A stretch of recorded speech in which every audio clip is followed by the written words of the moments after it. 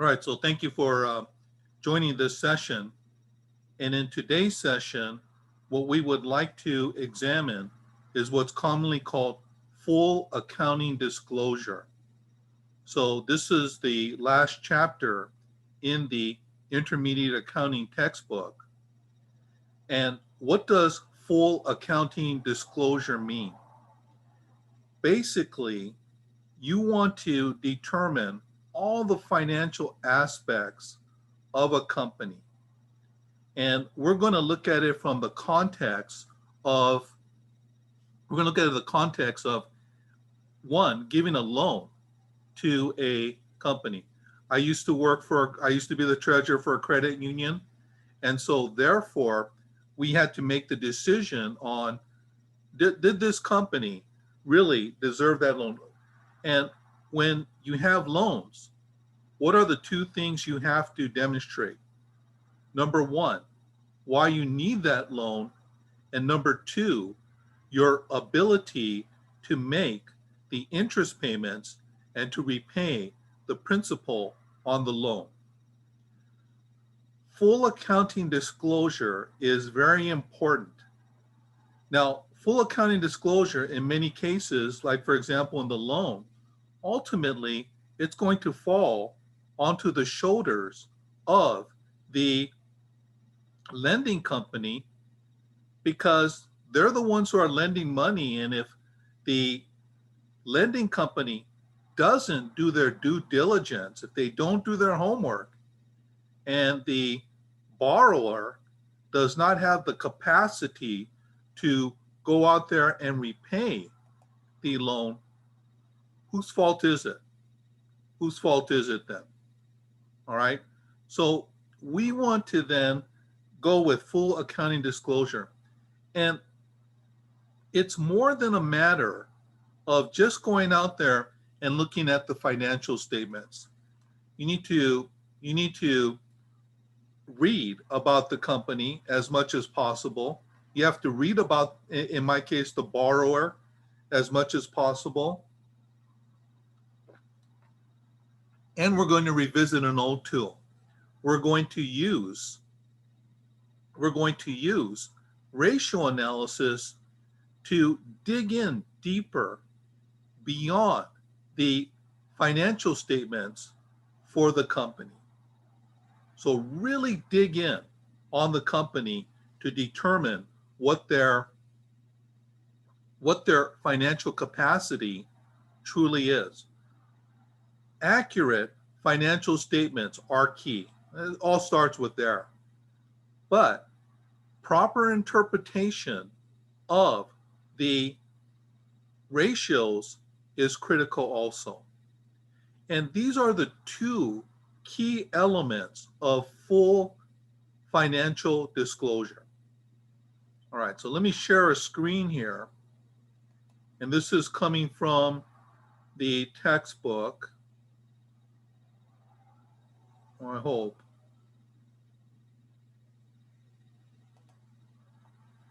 Let's see what happened here.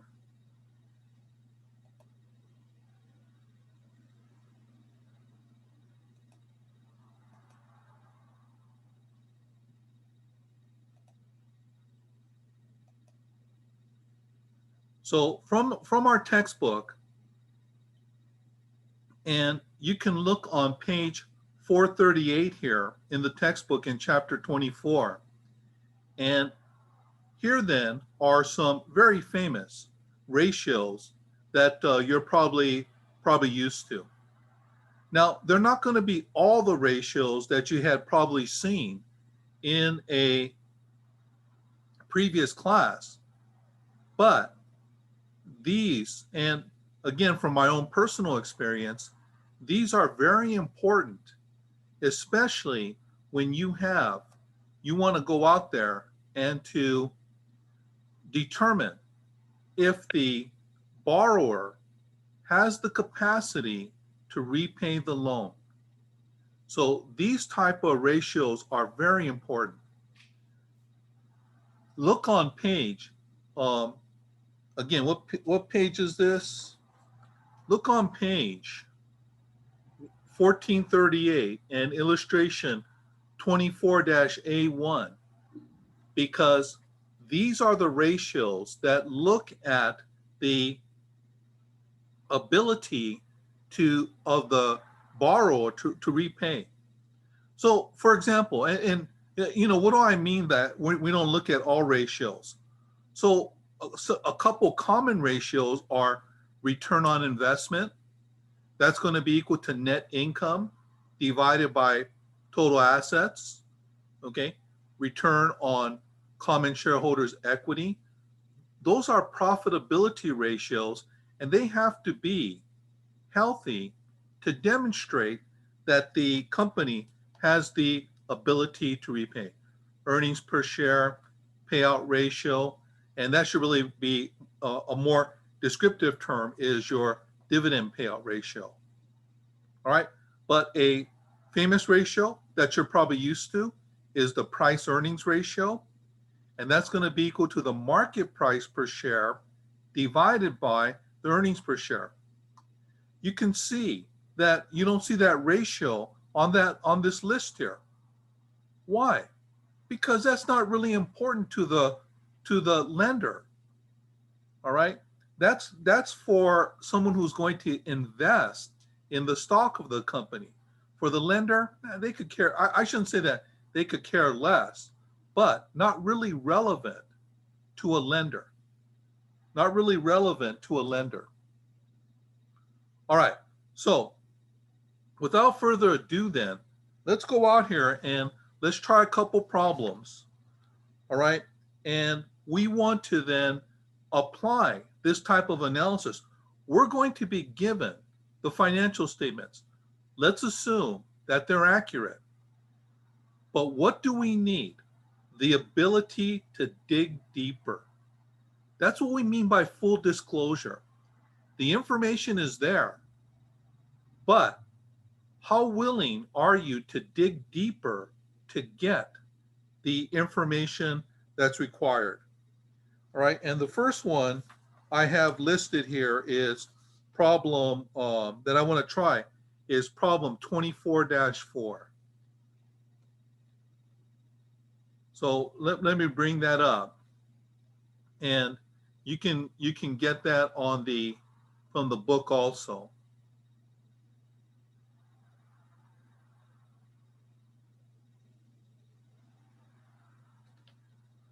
Okay, so in this case, then we have these two companies.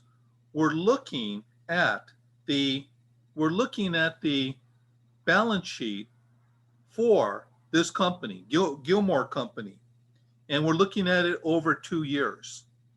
So we want to create what's called a comparative balance sheet, and we want to go out there and, let's say, dig a little bit deeper.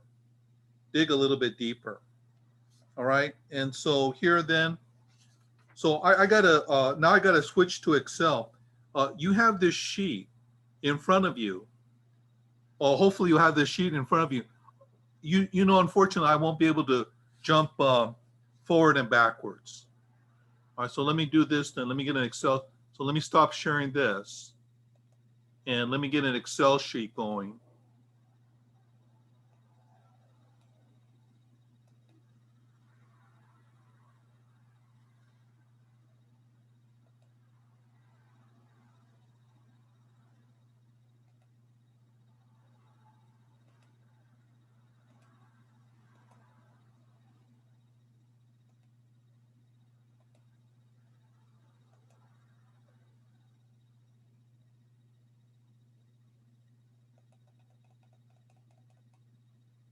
Okay, and this is going to be problem 24-4.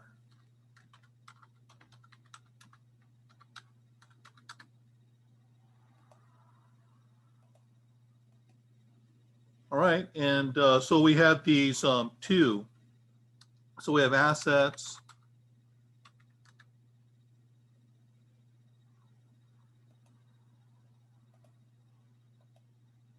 And let me just do this real quick. Cash, AR, investments, inventory, prepaid, plant and equipment,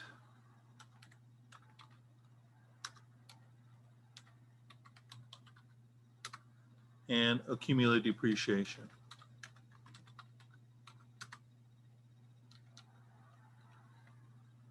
All right, and this will give us total assets. And I think I'm going to, when I do this, I'm going to chop off a lot of zeros. So just be aware of that. So the next section we're going to have is the liabilities and owner's equity.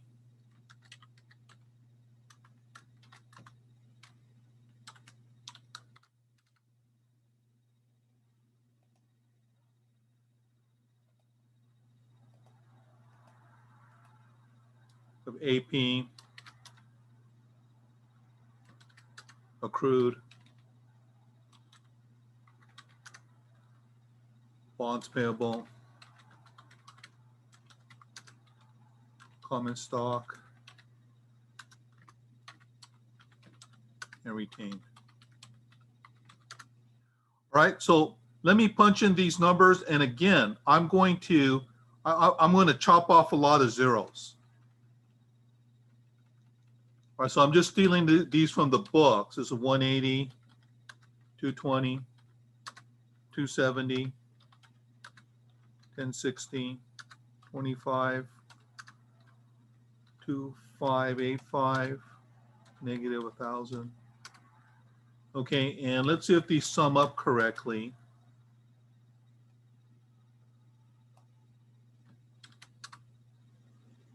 Yeah, so it looks like my total assets are good.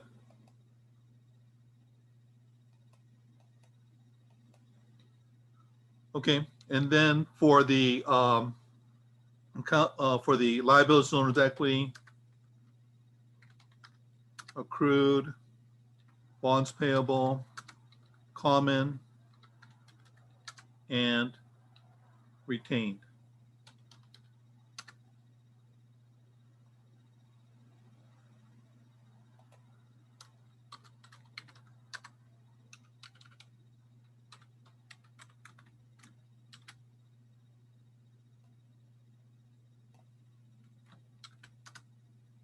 Good. So our assets are equal to our liabilities plus owner's equity. Okay, and this is going to be for 2018.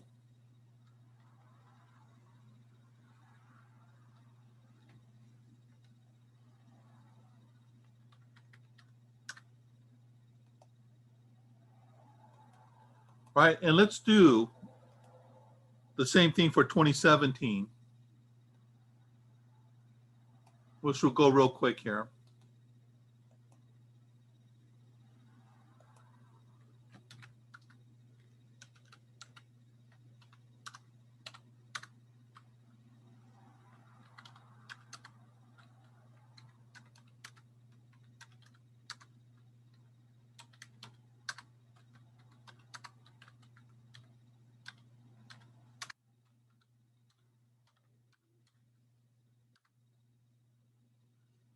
Okay, so good.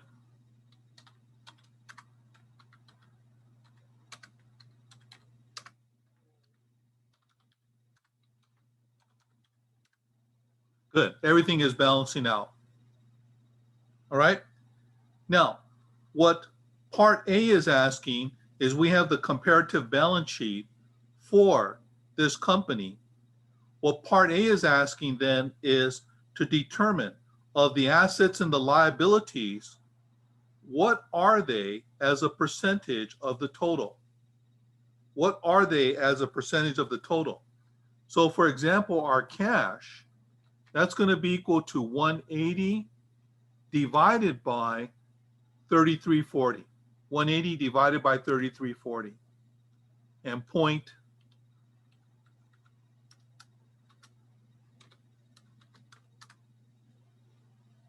okay?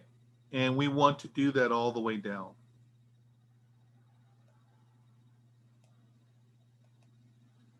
Same thing with our liability items. what percentage of they are the total of liabilities and owner's equity?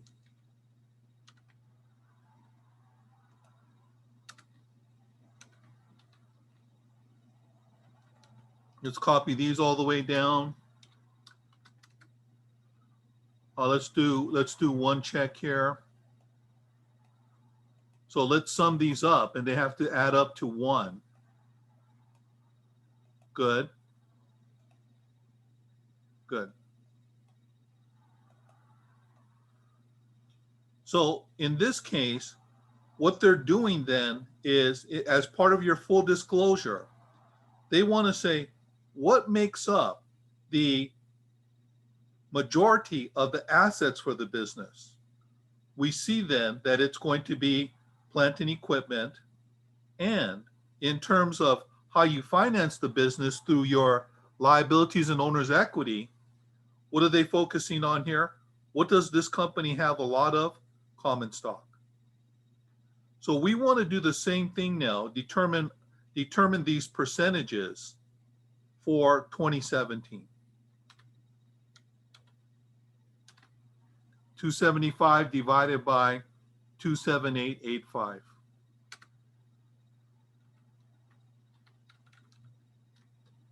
And we want an absolute reference in Excel.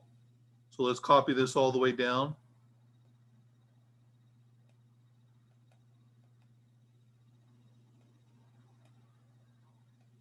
Good, so it's adding up to 100%.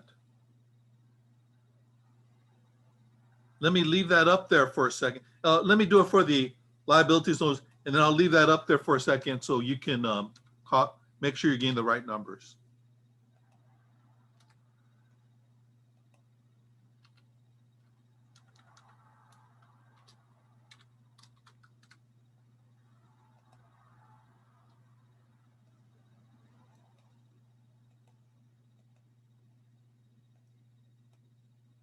Good.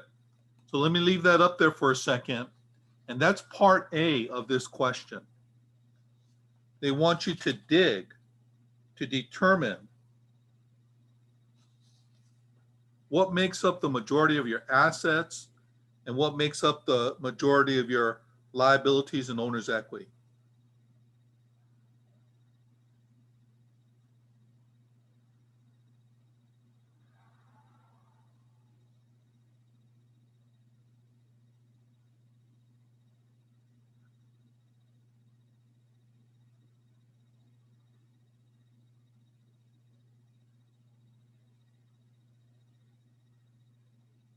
Any questions? No, no questions. Okay. All right.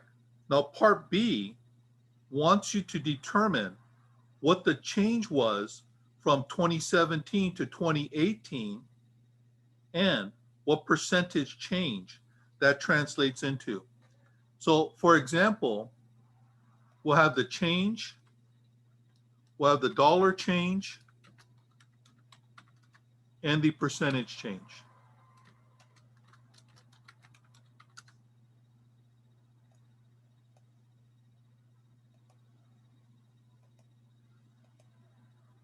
So for cash, the dollar change is going to be equal to the 180 minus the 275. It went down. Minus 95. Okay. And what percentage change does that represent? And again, the formula we're going to use is in the numerator, after minus before, all of that divided by before. After minus before, all of that divided by before. So in the case of cash, how much did the cash go down by? So that's going to be equal to after minus before, and all of this divided by before.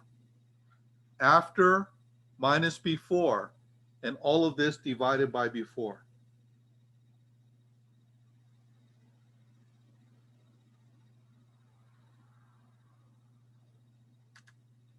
Should be negative now for cash. And it just depends if it's negative or positive. And so let's go out there and let's copy this down.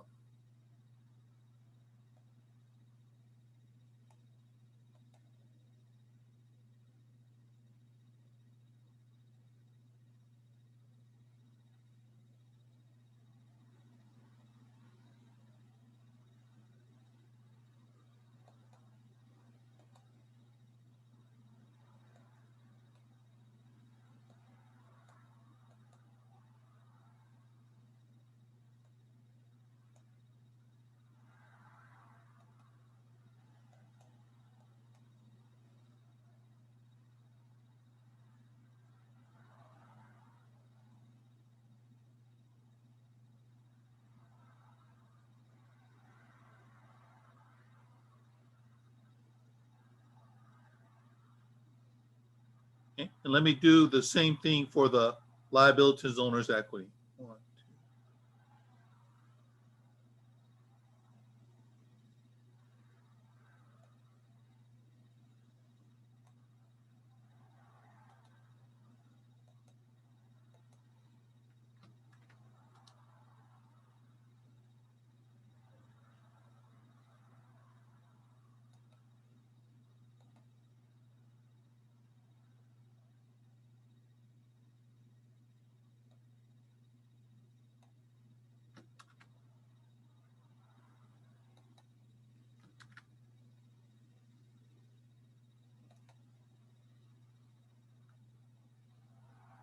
Or these two numbers right here have to match.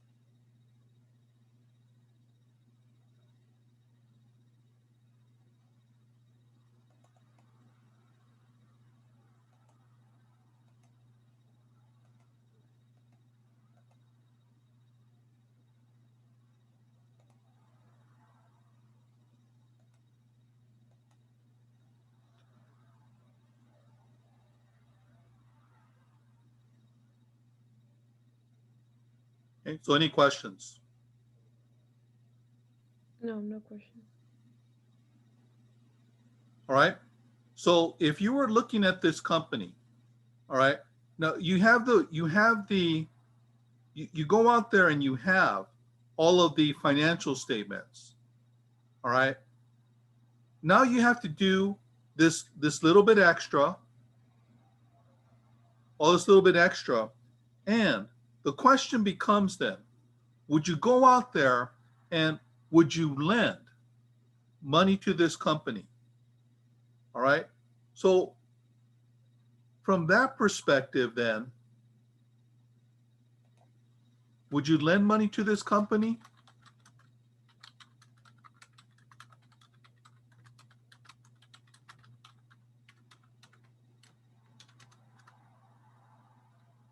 Okay. What do you need to look at?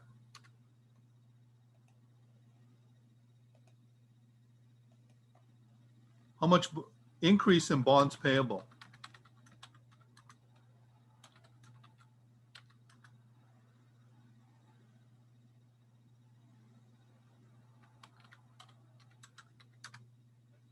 Big increase in bonds payable. Okay. Big increase in bonds payable.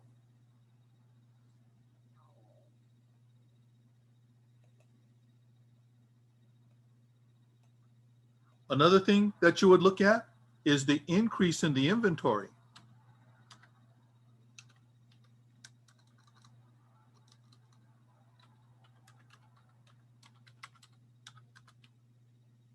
okay? This company may not be moving its inventory. May not be moving inventory efficiently.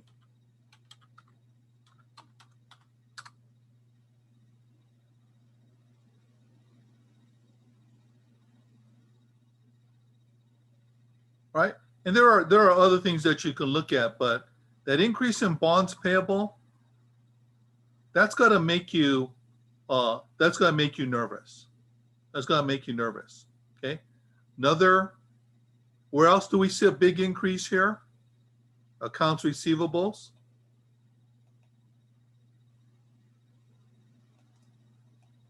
This is part C.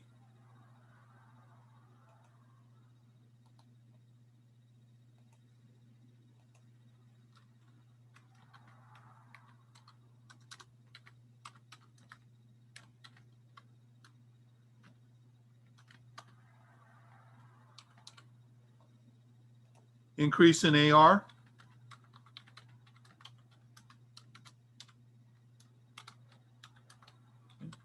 Not collecting on the accounts receivables. Okay, and then finally, what's worrisome is the decrease in cash.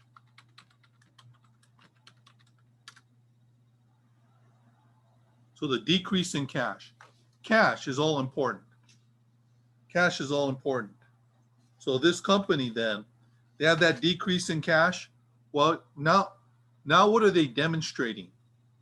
The need to borrow because they lost a lot of cash. Okay, lost about 100 in cash. And so why are they going out there and borrowing? Okay, any questions? Any questions? All right, next one I want to try here is problem 24-5. 24-5. And we may not get to this full problem here, but in this problem 24-5, again, full disclosure. And basically this company, if you can read the problem, basically this company, we want to look at its dividend policy. Does this company have an optimal dividend policy? All right, so that's a hard question to answer. That's a hard question to answer. But what are some metrics and ratios that we can use to determine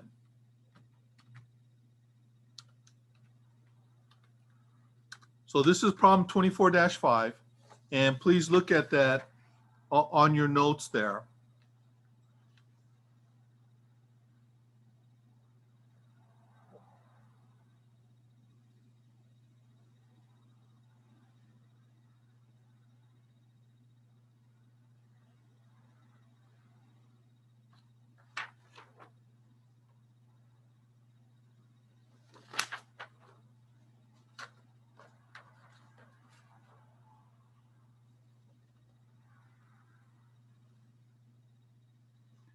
Okay, and so in part A here, this is just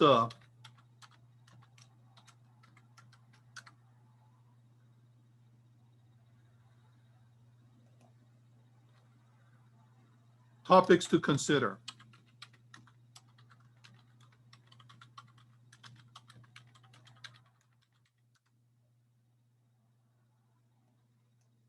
There's many more than this.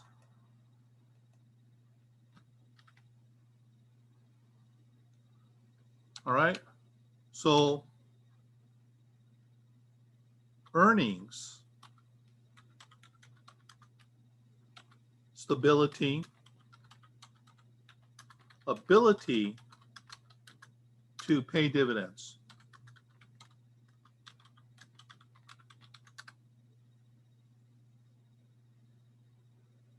Okay. Number two, should the company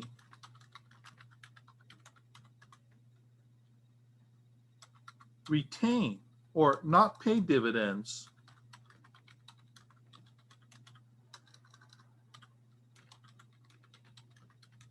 and pay for expansion.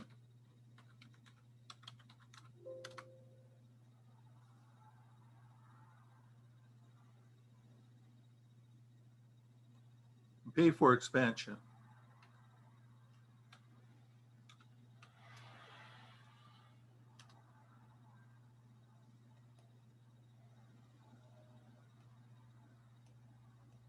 Okay, and then preferences by the shareholders.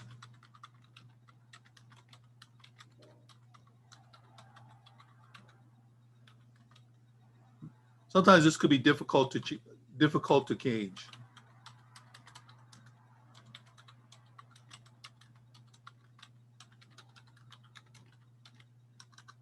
The big investors, the ones that hold a good percentage of your stock, they'll make sure that they'll voice what their preference is for dividends. Do they want you to hold it, or do they want to receive dividends? They may want you to hold the dividends, retain the dividends to fund future expansion. Okay, and let me just put here many others.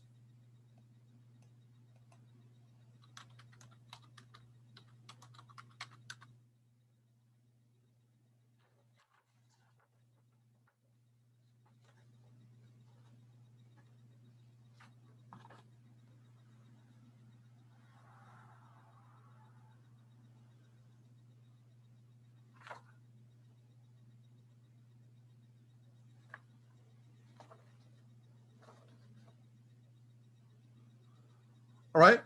Now, the next thing that they want us to do is ratio analysis, and they want us to do it for all these. We'll just do it for a couple of them, and then we'll just do it for a couple of years. Okay. But they have a list here of what some of the ratios that they would like us to perform.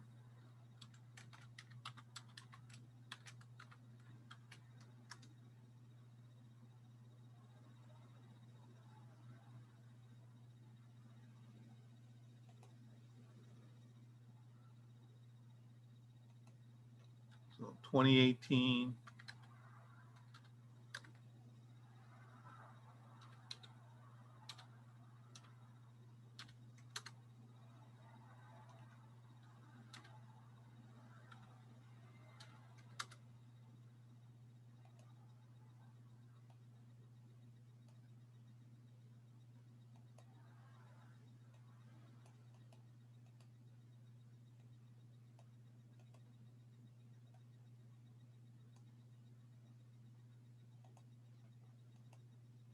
And again, we want to put a focus on the trend here.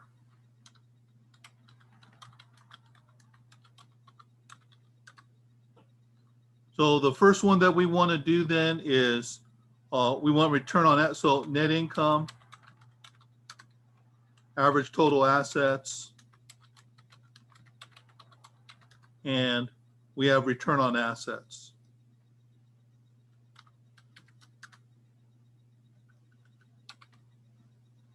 Okay, so I'm just stealing these numbers from the sheet that we have here. So we have 2,400.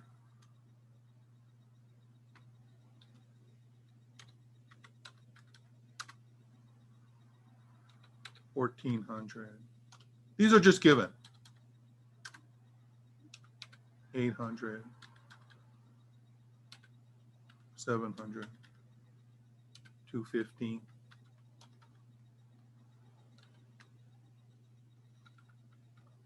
Okay, and then the average total assets, again, just given to us, 22,000.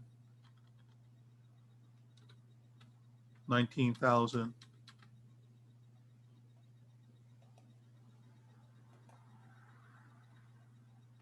7,500, 4,200. And these are all just given. Okay, so your return on assets are going to be equal to your net income divided by your average total assets. So in 2018, that's going to be 2,400 divided by 22,000.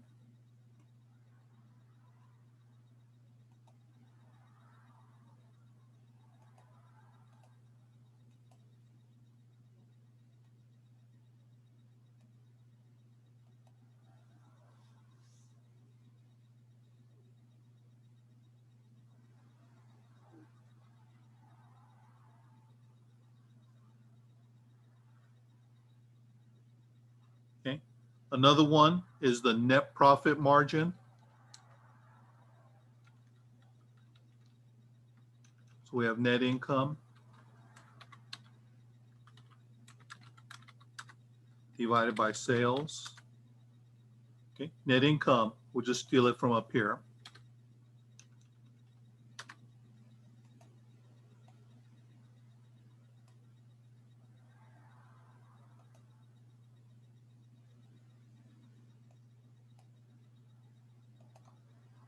And sales, let's see, the sales are given to us. Yeah, sales revenues, those are given to us in the problem. So 20,000.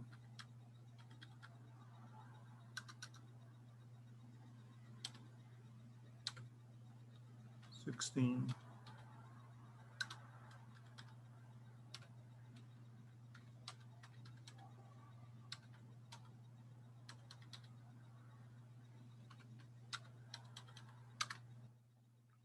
Okay, so the net profit margin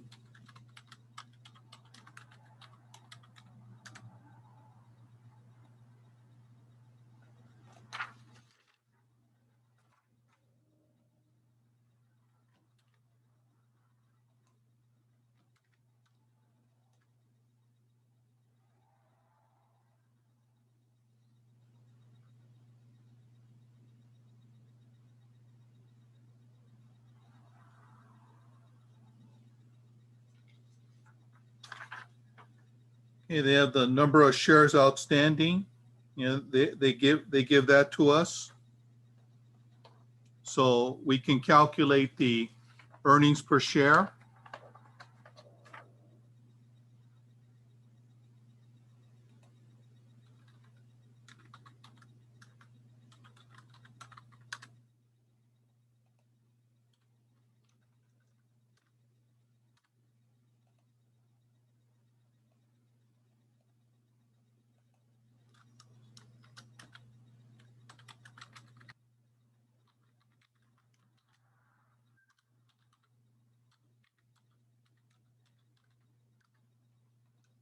And these, the number of shares outstanding, that's given to us.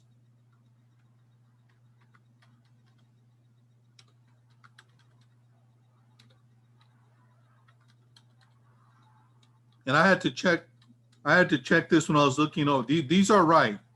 They're going from 20 shares and then it jumps up to 2,000 shares. So the earnings per share is going to be equal to the net income divided by the number of shares outstanding.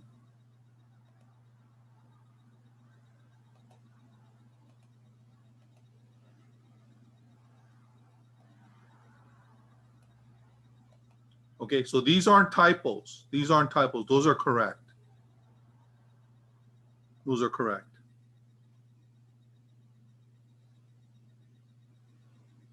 Okay, and then we have the next thing they want us to calculate is the price earnings ratio.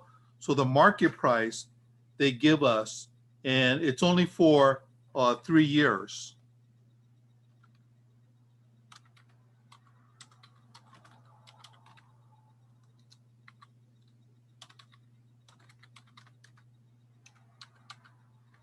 And so, let's see, that's 9, 6, and 4.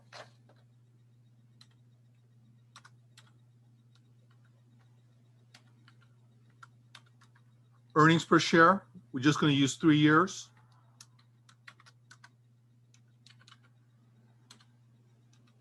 Previous calculation.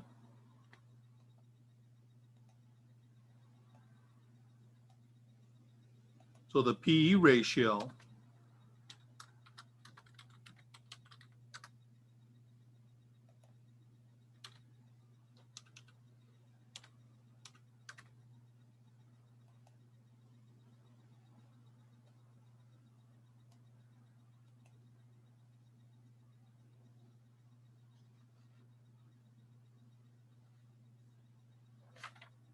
and then what's the last one they want?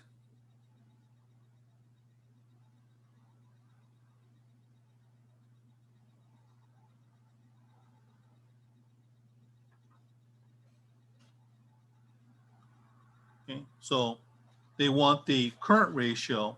Your current ratio is equal to your current assets divided by your current liabilities.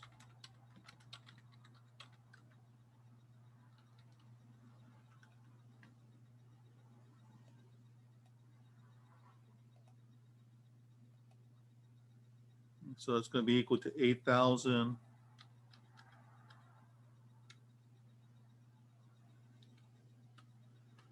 6,000. These are the current assets given to us in the problem.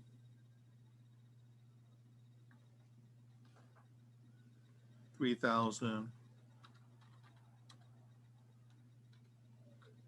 1,200,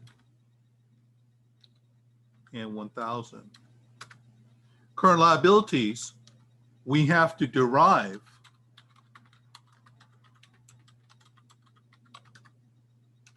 okay, but remember in this problem, and I shouldn't say remember, but in this problem, we're given working capital. We're giving the working capital. So your current assets, remember working capital is equal to current assets minus your current liabilities. Current assets minus your working capital is going to be equal to your current liabilities.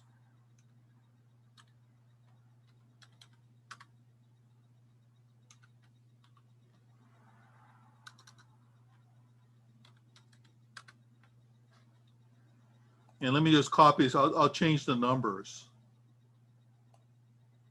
I got to hustle here. I'm running out of time.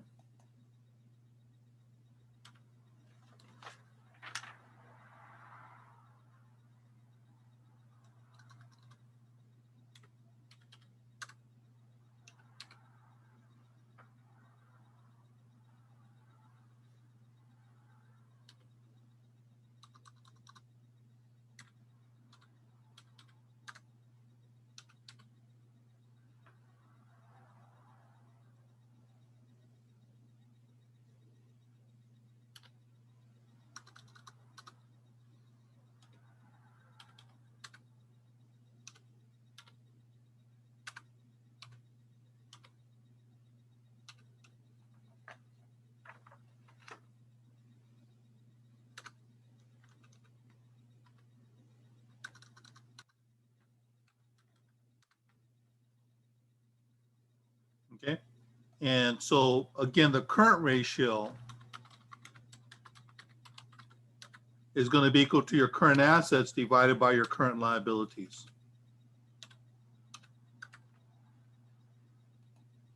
And we'll stop there. These are the most ratios we can get given the information provided for us. And you want to use these then to determine if the company, what the dividend policy should be for the company.